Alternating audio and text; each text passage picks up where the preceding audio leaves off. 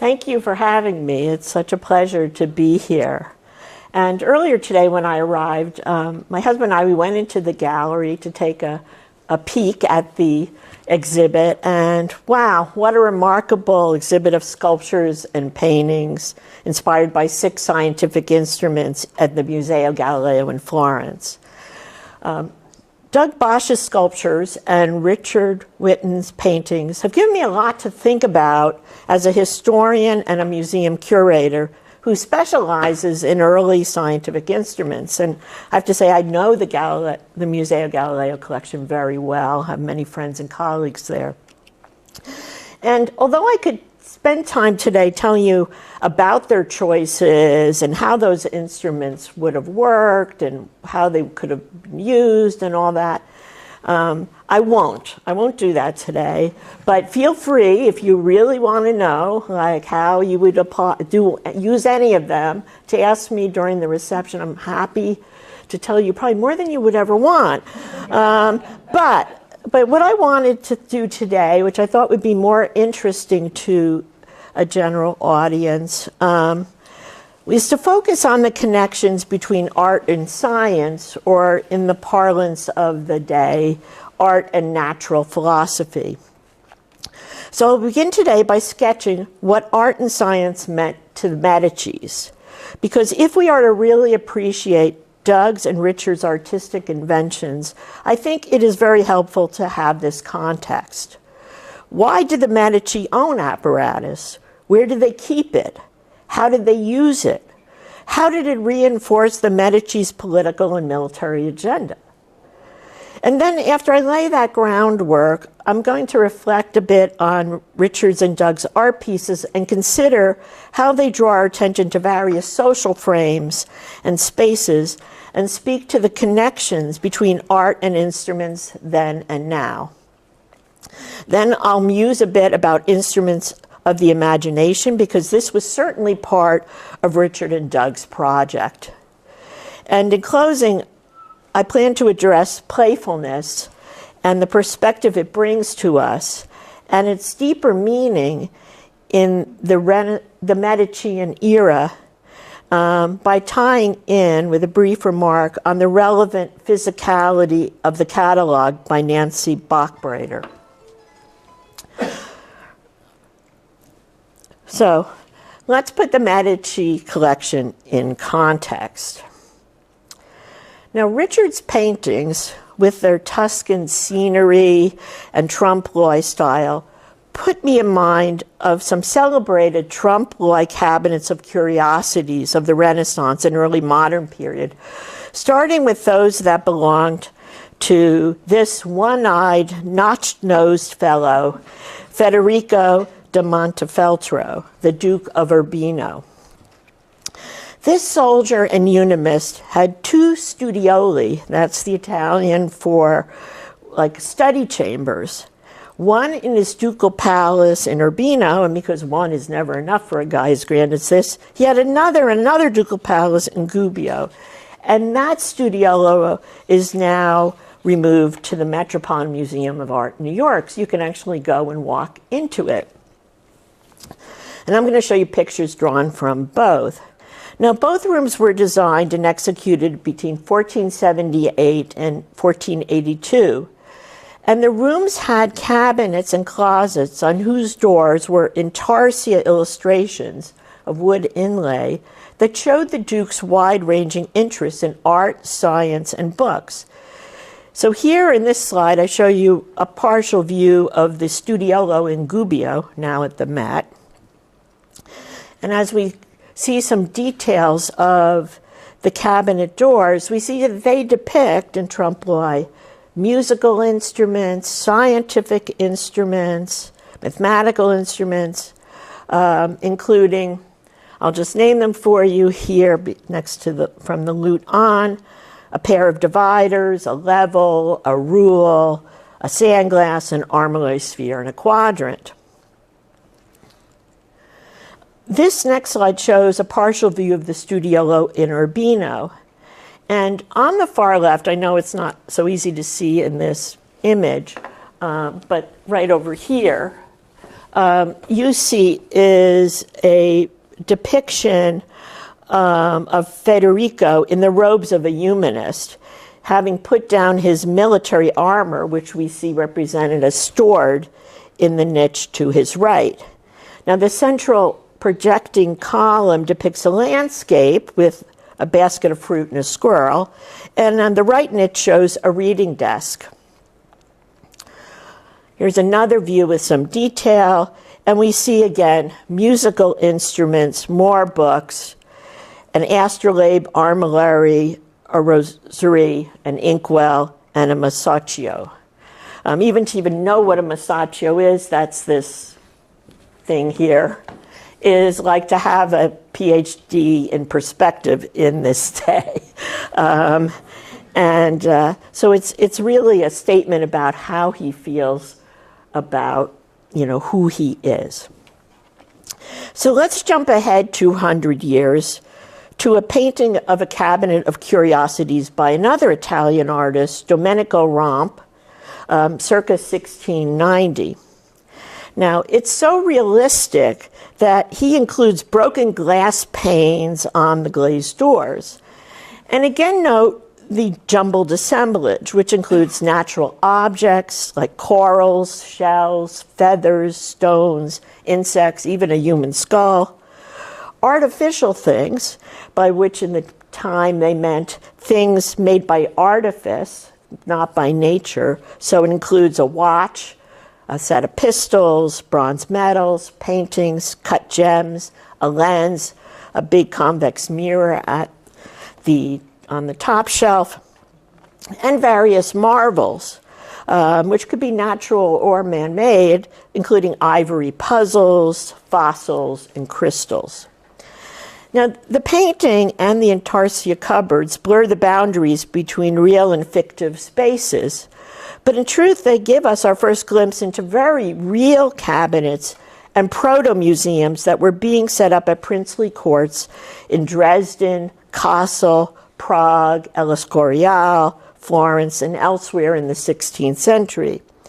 And these cabinets were typically private spaces, the inner sanctum of a prince's, a place where they could delight in their treasures and meditate on their hoards. Very few individuals were generally admitted to these spaces. But we'll see this starts to change with some of the Renaissance cabinets. Now, scientific instruments were part of these collections, but not as tools that were taken out to be used in investigating nature or for measuring the earth, seas, and skies, although some of the owners were mathematical princes, I would call them, who enjoyed such hands-on activities. The instruments were there as icons of the liberal arts, especially the medieval quadrivium of the ancient universities. That's the 4 areas of study: arithmetic, geometry, music, and astronomy. These were mathematical sciences and arts in that period. And these objects were emblems of the prince's domain over the natural world. They were status symbols of noble families wielding vast economic and political power. So the Medici collection and the Lorraine collection that followed on its heels, which inspired the artists we're celebrating today, had its origin in Cosimo de' Medici's expansion and reorganization of his territories, which culminated in the annexation of Siena and the founding of the Grand Duchy of Tuscany. Now, Cosimo wanted to make a statement, and his first order of business was the renovation of the Palazzo Vecchio in Florence, which had been his palace since 1540. So he had Giorgio Vasari and a team of artists paint his great battles on the wall of the Salon del Cinquecento. And you see it here. And lest a visitor miss the message of the room, Cosimo directed Vasari to paint his apotheosis in the center of the ceiling. And here we see Florence personified as a woman placing a wreath of oak leaves on Cosimo's head, while a choir of putti, representing all the trades and guilds in the city, sing his praises. Off to one side, another ceiling painting by Vasari and Stradamus shows us Cosimo planning his strategy for the siege of Siena. Various personified virtues surround him: patience, vigilance, prudence, and courage. But for our purposes, to try and get inside the Grand Duke's head, I want to focus on what Cosimo is doing.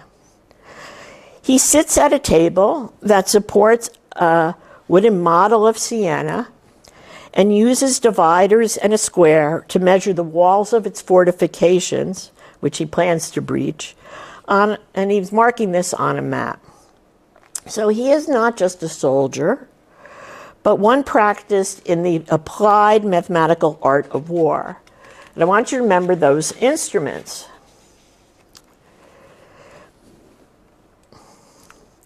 Now, like the Duke of Urbino a century earlier, Cosimo had a study set up to hold his treasured objects. Constructed between 1564 and 1571, it was still being modified at the time of his death. Being in a converted cloakroom of the former priory, it was called the Sala della Garderoba. Which remained an apt label because it continued to be a storage space, Cosimo's wardrobe. It is better known today as the Hall of Geographical Maps in light of the 53 maps of the known world that were drawn by the astronomer and cosmographer Ignazio Danti. And after Dante's banishment from Florence by Cosimo's successor in 1574, they were completed by the new court cosmographer Stefano Buonsignori. The maps were state-of-the-art. They covered 13 walnut cabinets serving as an index to the rarities held in the cupboards behind them. What were these treasures? They included superlative and rare scientific instruments, all dedicated to Cosimo. For example, we have this very unusual instrument on the left, the prima mobile made by Ignazio Danti, who we just heard about, according to an earlier design of a famous cosmographer, mathematician, Petrus Apianus. And it's a very rare type of quadrant. And I want you to notice, like right here, the coat of arms of the Medici. These will keep appearing. As you'll see on the artwork in the gallery, they keep appearing on these original instruments. To the right, we see a huge astrolabe by Giovanni Battista Giusti, which was later used by Galileo. And I have to explain, it's like on a table, a normal astrolabe is like this big. This one is like this. You know, it is like elephantine in size. And it is set up just for Florence. In the room, we're surveying an artillery instruments from 1557, which also survive today, by military engineer Baldassare Lanci, who was at this very time building new fortifications in Siena to Cosimo's specifications. And these are very unusual. They're not your typical surveying instruments that one would take in the field, but they're quite over the top. And the one on the right, a kind of theodolite and plane table combined. I know this is not the best photo, but that I could grab from Florence, but this shows a detail of the engraving on its surface. And in what we have are mathematical practitioners in the field using this instrument. So it's kind of a little manual. Oh, here's all the cool things you can do with this instrument. Here is a clinometer, basically measures the inclination of a plane or a surface or what you're sighting. And the detail on the left shows just how beautifully engraved it is on the gilt brass portions. On the below, we have a multi-tool. It's a sighting rule, mathematical instrument, a protractor, a magnetic compass, and more by a maker known as Bianchini from 1574. Often in these instruments for the Grand Duke, you have multi-purpose things, like one function is not enough. It's like you don't want a dumb phone, you want a smartphone, and these are the smartphones. Here is a polyhedral sundial by Stefano Buonsignori from 1587 that was also in the room. And again, the Medici coat of arms are very prominent on it. And there was also a planetary clock by Lorenzo della Volpaia that doesn't survive. So please take my word for it. None of these are normal surveying and astronomical instruments. As you can see in a reconstruction on this slide of what the space would have looked like in its day, above the cabinets were marble busts of ancient emperors and then portraits of famous living men. So it's the Facebook yearbook of who's who in Europe. Intarsia panels depicted plant and animal life around the room. The coffered ceiling represented 48 major constellations from Ptolemy's work. 2 of these panels could be slid back within the ceiling so that a huge pair of globes, one terrestrial and one celestial, could descend on command. The marvels of the room were so over the top that Vasari spends a lot of space describing them in his book on the lives of the most excellent painters, sculptors, and architects.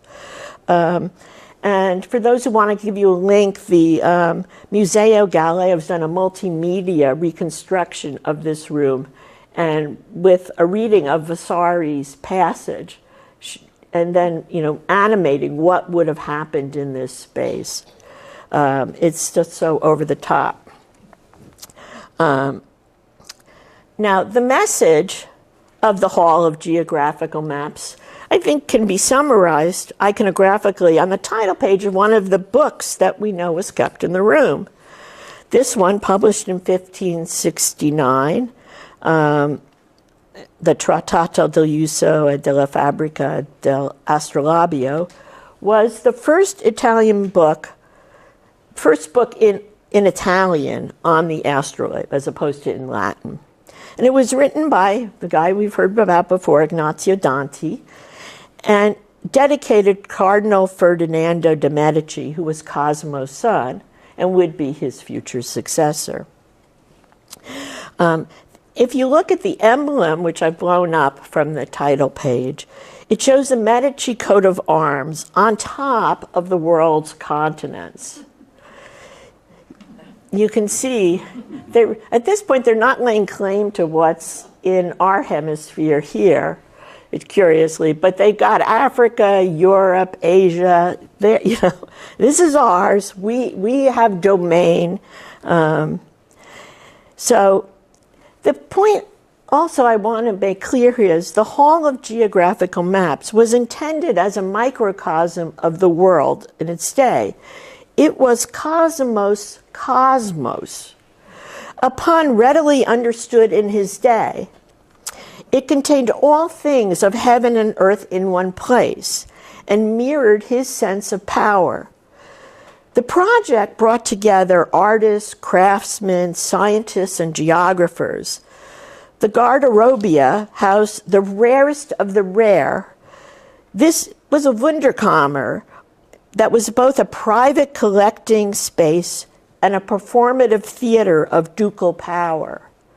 Because if you were brought in there and then you see these globes descending and doors opening, it is meant to impress you that you are in a privileged space with a person of great power. Cosimo admitted only those he most wanted to impress. And so if we consider then that these two instruments, the astronomical ring on the left and the polyhedral sundial on the right, that were inspirations for our artists today were likely stored here. So they have this other meaning. Now, by contrast, Cosimo's son, the other son I haven't mentioned yet, Prince Francesco, kept his own collections of natural rarities, books, and scientific instruments very private. His own studiolo in the Palazzo Vecchio, constructed between 1570 and 1575, was accessible only by means of a hidden spiral staircase, and it had no windows. This dark private chamber had tiers of oil paintings that hid cupboards. And behind these cupboards, again, were objects. Now, Francesco's favorite activity was among the furnaces and alchemical apparatus of the foundry that was then in the Uffizi. He therefore ordered the room to embody hermetic and cosmological principles. So each wall was dedicated to one of the elements: earth, air, fire, water, with related paintings acting as labels for the rarities stored behind them. Francesco is depicted in some of these paintings. On the right of the slide, you see him in the alchemist's laboratory. And on this slide, we see him in a goldsmith's workshop and a glass manufactory. He's not just a spectator, he's hands-on, he's examining a piece of glass, he's helping to build his father's crown in the goldsmith shop. He's active. And this alliance of nature and art was also depicted by a painting in the middle of the ceiling, which I couldn't get a good image of, so I'm sorry I can't show it to you. But this painting depicts nature, personified as a woman, sharing secrets with Prometheus, the founder of all arts. And this, was a connection that they saw. Also, as an aside, Francesco, during the same period, established a casino, a house of nature that included workshops and other alchemical laboratories that he frequented. Now, by the time that Francesco became Francesco I, Grand Duke of Tuscany, which was in 1574, and he ruled until 1587, the Medicean trove had grown too big for the Palazzo Vecchio. So Francesco turned his attention to the Uffizi. He said, here's more space. And he established a gallery in the east court of the building to serve as a Kunstkammer and Wunderkammer, fitted out with both works of art and science. His brother and successor, Ferdinando, continued these projects when he took office in 1587. So what does this look like? Well, some of these are pictures from today, of course, but the exhibition space included the octagonal tribuna in the center of the building, in which the most important antiquities, curiosity, and artworks of the Medicis were put on show. These included, we know from inventories, paintings by Raphael, Leonardo, Da Vinci, Del Sarto, and they were hung alongside precious gems, statues, ivory carvings, natural specimens, and scientific instruments. Indeed, the entire space was an instrument. Above the cupola was a lantern with an external weather vane whose orientation was produced on a windrose internal to the room.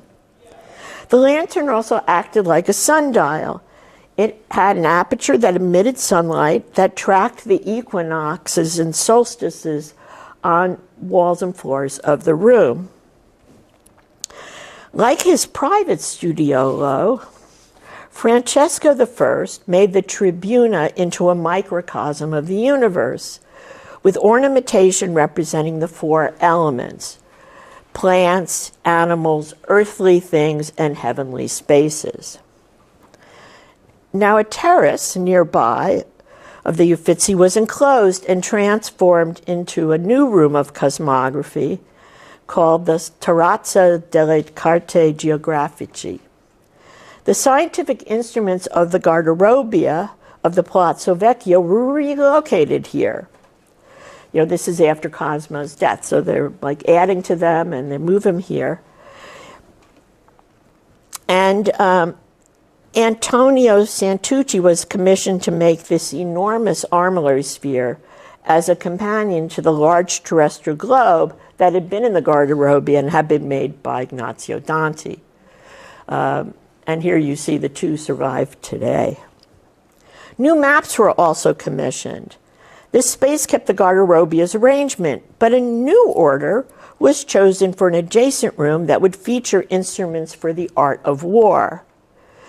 Known as the Room of Military Architecture, or the Stanzina delle Mathematici, the room displayed the Medici's ever-growing collection of artillery, surveying, mathematical, navigational instruments, alongside models of fortifications and bridges. A marvelous canopy, the ceiling, painted by Julio Parigi between 1599 and 1600, was adorned with allegorical figures, historical tableaux, and grotesques, with Putti using the various instruments. Here are just a few close-ups. On the left, we see a Putti using a perspective instrument. And in the center, a pair are using a globe, a dividers, and a map. And over to the, above them, to the left and right, are representations of clock escapements and sandglasses. One of the tableaux in the room, I'm using an example here, depicts Flavius, the putative inventor of the magnetic compass. Another part of the room shows a water wheel. So we have engineering things mixed in. And on the upper right of this slide, you see an electrical discharge chamber. Now, this doesn't date from 1600. So what it tells me is that as they added to the wonders in the room, the ceiling was also updated. It must have been repainted at times, at least in the 18th century, to include this apparatus as the room was expanded and updated.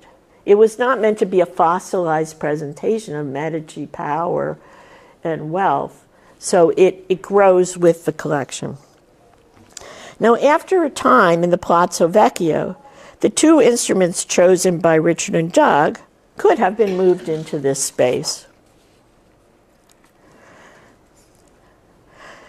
Now, Grand Duke Ferdinando II, who we see here, who reigned from 1621 to 1670, continued the Medici's support for science and the arts. He was a patron of Galileo, and with his brother Leopoldo, he established in 1657 the earliest scientific society, the Accademia del Cimento, which conducted experiments on temperature, hydraulics, pneumatics, and sound, and also made astronomical observations. I mean, the Accademia del Cimento predates the Royal Society of London, the Academy of Science in Paris. It is the first in Europe. The society was headquartered at the Pitti Palace because, you know, we have to move along from all these palaces. None should be without their stuff. And it commissioned research apparatus from numerous craftsmen. Now, before I show you some of these instruments, I just want to show you, so you see in this picture of the Academy meeting, on the back wall you see Ferdinand II up on a pedestal and the Medici coat of arms below him, just so we're all reminded who is the part here. Some of these instruments that are typical of their use are just kind of in the foreground here. This is their emblem. It's also on the back wall, and you see a furnace and various kinds of beakers and things, showing their very big interest in chemistry and, you know, this continuing interest in what had started as alchemy.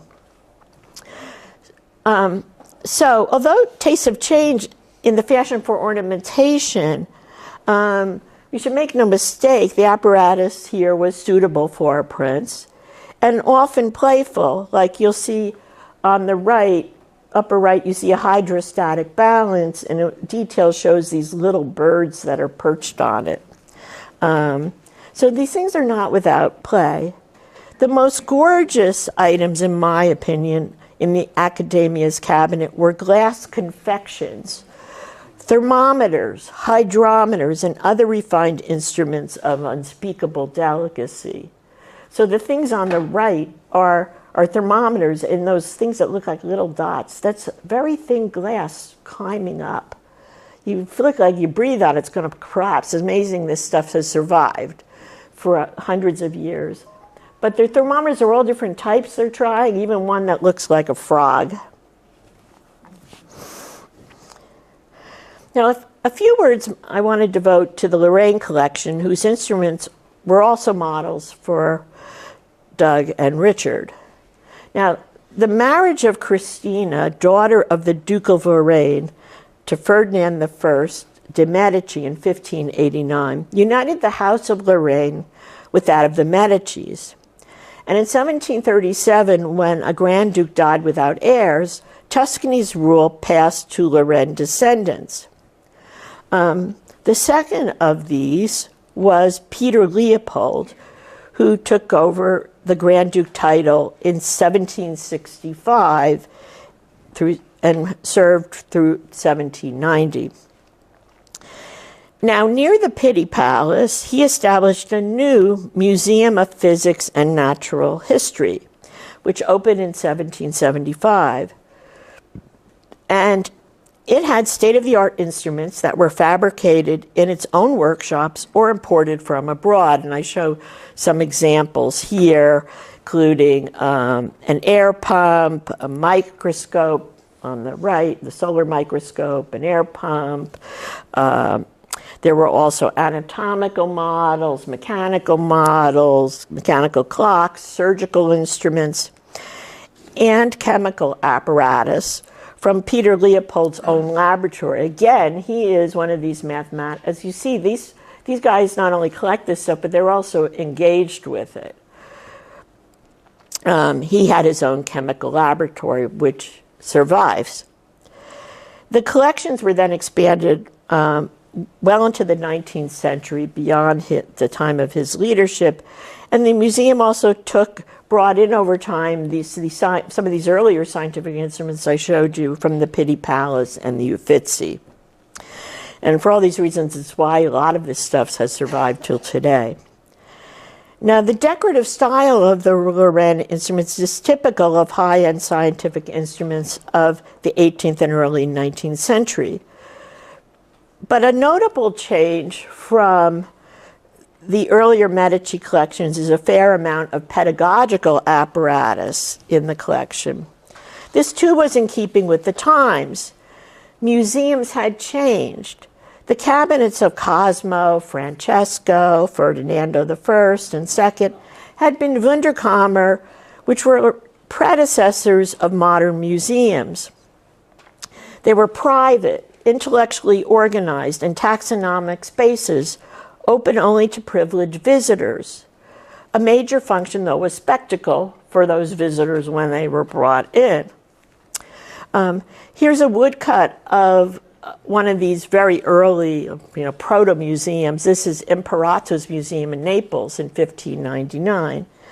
And so you see this space laid out. There's visitors who are we're getting a special tour and are meant to be impressed with all this stuff.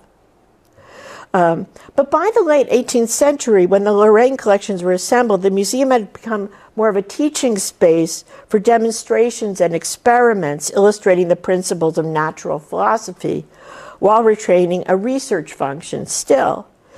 So a larger public was welcome within its walls, and evidence comes for this Museum of Physics and Natural History in the form of entry tickets. So here you see one.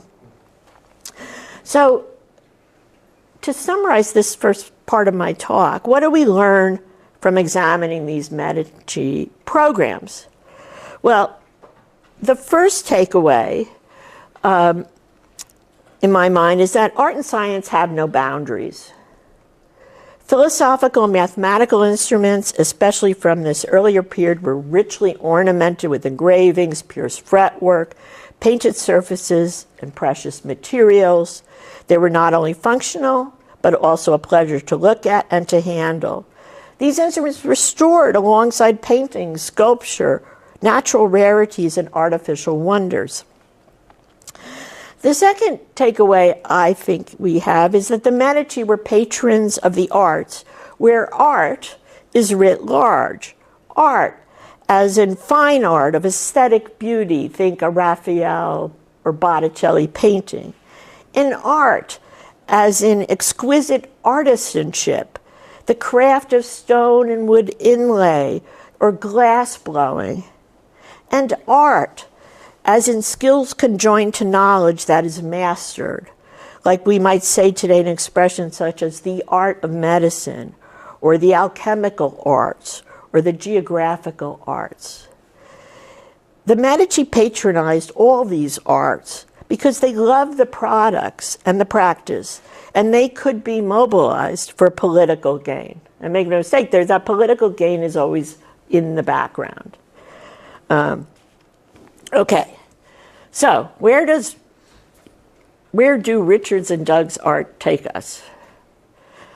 So now let's look at their pieces in this context, but also on their own terms. So just to remind us, here are 4 examples. Here are 2 pieces based on the astronomical ring. 2 inspired by the polyhedral sundial, 2 based on the hygrometer, and 2 prompted by an electrical multiplier. So Richard's paintings position the apparatus in what seems to me to be settings that the former Grand Dukes of circa 1600 would have recognized. Even though the apparatus has been launched from 19th century collections, they seem at home in that early modern exhibition space or cabinet. I feel like they're time travelers. And, you know, I think Vasari would have signed you up right away, Richard, to decorate a studiolo. I can imagine these cupboards, like we started with the Duke of Urbino, and then while the Medicis went to more complicated oil paintings and less representative what's in there, you know, there was this tradition. And I feel in this way they are kind of timeless and move back and forth between now and then. Doug's sculptures are unconstrained by these backdrops and are positioned to me in any time period the spectator chooses. They're looser and less hierarchical. They perhaps belong to a democratic space where things are witnessed and can be rearranged, as opposed to a Hobbesian authoritarian structured space of the Medici world, or at least one section of the Medici world. And they remind me, when I looked at them and thought about them for a long time, they reminded me of 2 different things, both the instrument maker's workbench and the researcher's laboratory bench. And so, just so you don't have to take my word for it, let me show you some examples from the period of those workspaces. So starting in the 16th century, Joost Amman did these wonderful woodcuts for the Book of Trades, and among them is this clockmaker's workshop. And on the right we see, this is from the early around 1700, this is actually a detail of a playing card, like this is the ace of diamonds. You see a mathematical instruments maker's workshop. Again, jumping back to the 16th century, this is the interior of a goldsmith's workshop as represented by a French artist. And you see the workbench, the table, the tools, the furnace, anvils, and so on. Now, these are generic craftsmen, and you might say, well, what about some real people? So here are some real people. Nicholas Kratzer, astronomer, mathematician, horologist, worked for the court of Henry VIII. Here's a portrait of him by Hans Holbein, so we can't get much better than that, in 1528. And you see his tools on his bench and hanging on the wall. Next to him, we have images of a divider smith and a diptych sundial maker, both of whom are real people, and is done in 1631. And again, you see that spread out of the workbench. Now here's a laboratory bench for an example. This comes from 1792 from Luigi Galvani's book on the electrical life, the electrical ways that the muscles can be made to move. And he's famous for his experiments on frogs, where by attaching disembodied frogs' legs to various electrical contacts, you could make the dead leg, twitch. And he also did experiments on other animals. He's working on looks like a goat or lamb over on the left there.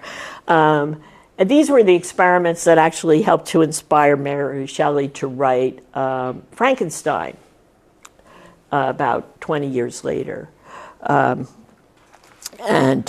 Because you felt you could animate dead things with electricity. Now, Richard's paintings offer us, it seems to me, a finished product. The specimen instrument set up for admiration, with more of its ilk perhaps squirreled away in secret cupboards. Duck sculptures show us prototypes, work unfinished, thought still taking place. The objects are disassembled sometimes, and reassembled, tossed aside, reconnected. They're not, you see, when you look at them, I feel like I imagine what was happening in the room moments before and start to think about what might be happening next. They're moving in this time and space. In this section of my talk, I'd like to spend a few moments talking about instruments of the imagination, because each artist has also contrived new scientific instruments for our consideration, carefully making them seem plausible, whether they are perhaps cousins to the originals chosen from the Museo Galileo's holdings, or are just astonishing flights of fancy, like the cigar volant. Curiously, there is an established tradition for this from the 16th century onward. As you can see on this slide, this crazy water pump here, where the little guy on the right is cranking over, and the water's spurting out the breasts of this sea creature with wings. I'm not sure who she's supposed to be, but in any case, there's this tradition. And the period saw a proliferation of vernacular publications on mathematical and philosophical instruments and technological inventions. And these authors were seeking the patronage of princes and wealthy gentlemen who could fund their work.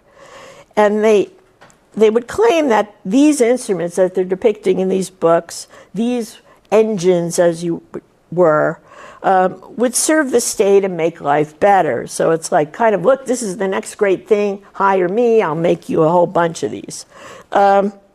And they often look plausible. But we'd be wrong, and it's sometimes a mistake that people make when looking at these pictures without some knowledge of the real apparatus and technologies of the day. We'd be wrong to equate the appearance of these inventions on paper as evidence that they actually were ever made, used, and even worked. There's been a lot of confusion on that. And here, David Hockney, I'm looking at you and your stuff on mirrors, and we won't go there, but we can talk about that later. But there's a lot of, oh, I saw a picture, so it must have happened. Now, people don't do this with Leonardo da Vinci's designed flying machines. No one is sitting around saying, oh, he's helicoptering around the Tuscan countryside. But they do it with some of the other materials that were presented. And there is, so this idea, they're kind of, they're not meant to be misleading. I would call these works aspirational proposals, since in many cases their authors genuinely believed in them.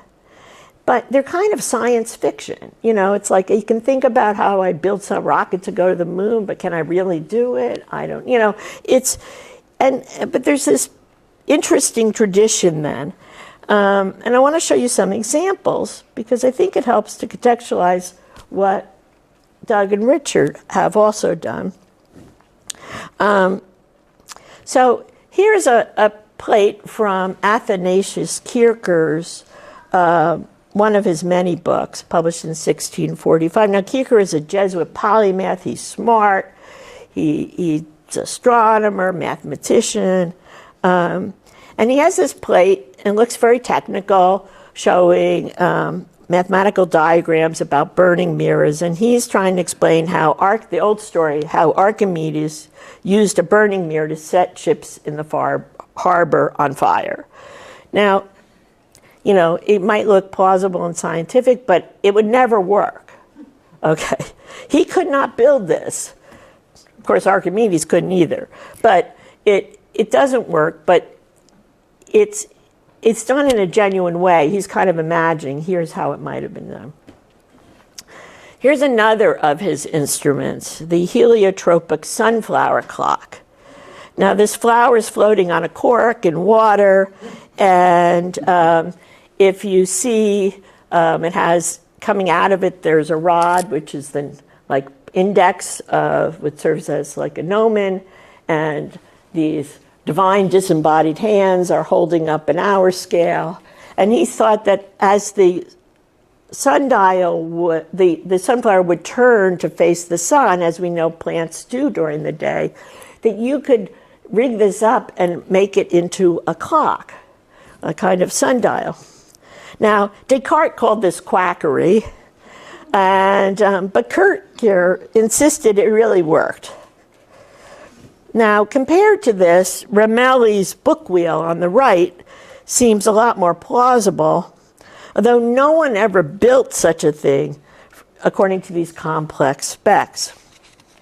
But Ramelli said, well, this is great for anyone who takes pleasure in study, specifically those who are indisposed and tormented by gout.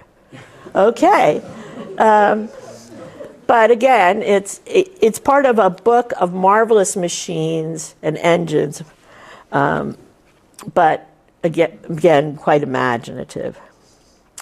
Here is another couple. On the left, we see Gaspar Schott is dreaming of cochlear tubes to pipe sound from the courtyard to eavesdroppers hidden from sight. So, and the speakers, as we would call them today, are statues. And I know this is not the greatest resolution. So here's the big tube. Here's down in the courtyard. And up here you got a guy next to a statue, and sound is coming out. And over here you have like a couple standing under this big conical tube that's piping sound up to a statue on the floor above. It never happened. But you see, like he's thinking about it, like a speaking tube, a hearing horn. It's imaginative. But then I wonder, was he and Curator pulling our legs with the famous cat piano over on the right, or the musical asses, who supposedly could read music? Now, the cat piano has had its own life. Curator comes up with this, and what it is a keyboard, and you have a cat attached to every key, and when you press a key, a lever pinches the cat's tail, and the cat will give a meow, and by combining this, you would have some kind of musical entertainment. I think I guess it seemed like a fun idea in the 17th century that today we'd go, what? The poor cats.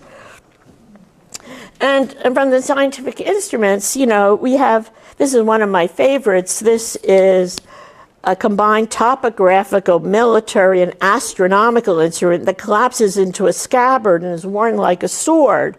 So it's like perfect for the courtier. It's known as a radio latino. It's published in 1586. So, the idea was the surveyor would wear this on his belt, like in a scabbard, like a sword. And he'd go, on guard, and pull out this thing and open it up, and he could start measuring the angle of his cannons and do surveying of the height of the tower, or what, you can't cross the moat, and so on.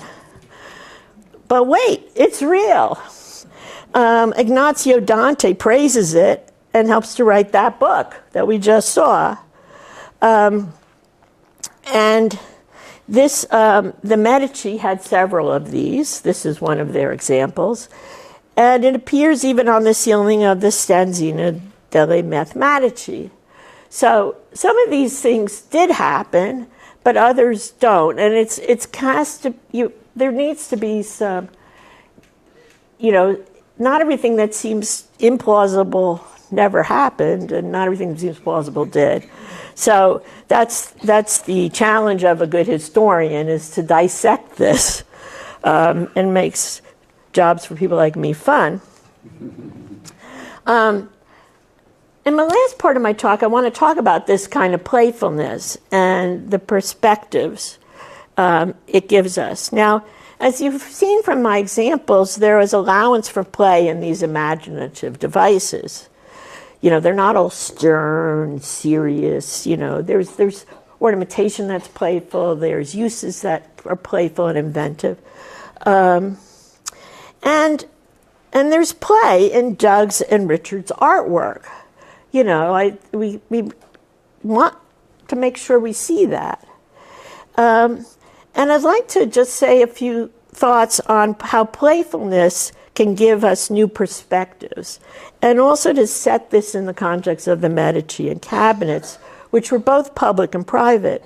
They were not simply storage rooms and taxonomic collections. As I said, these spaces and the natural and artificial things that they contained had layered meanings. And so just to remind us, the rooms were constructed as microcosms of a greater world. And the analogy of the microcosm to the macrocosm, that means the whole universe, and the correspondence between these two spheres had a prominent place in Neoplatonic philosophy and Hermetic alchemical teachings during the days of the first Grand Dukes. And it was seen as a sport of nature and the divine to recreate one part of the universe in a smaller, unexpected way somewhere else.